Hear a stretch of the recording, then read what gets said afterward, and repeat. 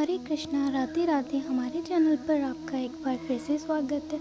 और आज का जो विषय है वीडियो का वो बहुत ही महत्वपूर्ण है, क्योंकि काफ़ी लोग मुझसे पूछते हैं, कमेंट करते हैं और सवाल करते हैं।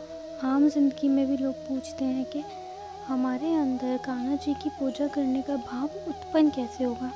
हम उनकी पूजा करना चाहते हैं मगर हमारे मन में भाव नहीं आ पा रहा है। हम उस भाव को कैसे उत्पन्न करें अपने अंदर। तो इस प्रश्न का एक सही उत्तर मैं आपको एक कहानी के ज़रिए देना चाहती हूँ। ये घटना मेरे साथ ही घटी है, तो मैं आपको बताती हूँ। पहले मैं पूजा नहीं करती थी, भगवान को मानती थी, परंतु मूर्ति पूजा मैं नहीं करती थी।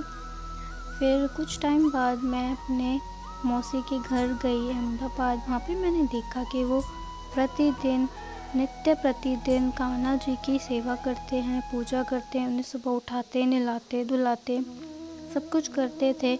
मैं रोज़ देखती थी। एक दिन मैं इसी तरह गेट पे खड़े होकर देख रही थी पूजा के मंदिर जो होता है वहाँ पे। तो मेरे को मेरी मौसी ने बोला, आओ आप भी अंदर आओ, तुम अंदर आओ, पूजा करो कान्हा जी की, उन्हें नहलाओ, वस्त्र पहनाओ। मैंने करा, मुझे अच्छा लगा। दूसरे दिन मैं खुद ही चली गई वो सब करने। तो ये सारा कुछ देख के मेरे अंदर भी भाव उत्पन्न हुआ अपने आप कि मुझे भी कान्हा जी की पूजा करनी चाहिए अपने घर पे जाके। फिर मैंने जन्माष्टमी पे उन लोगों ने झांकी वगैरह निकाली और उस दिन मैंने बिल्कुल दृढ़ निश्चय बना लिया कि मैं भी घर जाके कान्हा जी लाऊंगी और उनकी सेवा करूंगी। तो भाई हम अपने घर पहुंच गए। कुछ महीनों बाद जब मैं गई, मैंने जैसे ही घर में पैर रखा तो मैंने सबसे पहले क्या देखा, मंदिर में हमारे छोटे से प्यारे से लड्डू गोपाल जी बैठे हैं। वहाँ पर वो लड्डू गोपाल जी बैठे हैं। मैंने अपनी मम्मी से पूछा, मम्मी लड्डू गोपाल जी कौन लाया? भाई हमारे पास तो नहीं थे पहले। तो मम्मी ने कहा कि मैं ही लाई हूँ इसी जन्माष्टमी पे। मेरे मन में बस विचार आया कि क्यों ना लड्डू गोपाल जी को ले आते हैं।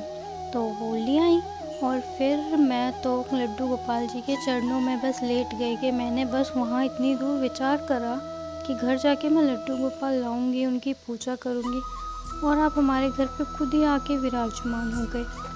तो ये क्या होता है, इस दिन से मेरे मन में उनकी पूजा करने का जो भाव उत्पन्न हुआ वो बहुत ज़्यादा हो गया, बढ़ता जा रहा है।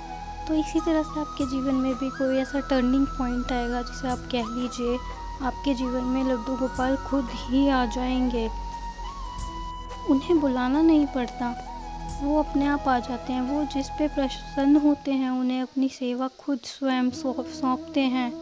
तो अगर आपको कहीं से लड्डू गोपाल मिले हैं या आपके पास हैं, आप लेके आए हैं, तो ये आप अपना सौभाग्य समझिए कि उन्होंने आपको इस लायक समझा है कि आप उनकी पूजा करें, उनकी सेवा करें और पूरे मन से उनकी पूजा करिए। अगर आपका पूजा में मन नहीं लगता तो इस टॉपिक पे भी हम जल्दी ही एक वीडियो लाएंगे। तो भाव कैसे उत्पन्न हो ये तो हमने जान लिया, मन ना लगना पूजा में, इस पे भी जल्दी ही एक टॉपिक आएगा, मगर इसमें हम नहीं बताएंगे क्योंकि वीडियो लंबा हो। तो इसी के साथ हमारी छोटी सी कहानी भी ख़त्म हो गई है और आशा करती हूँ जो आपके डाउट्स हैं वो भी क्लियर हो गए होंगे। मिलते हैं अगले वीडियो में, जब तक के लिए राधे राधे। और मन में भाव जगाए रखिए और राधे राधे करते रहिए।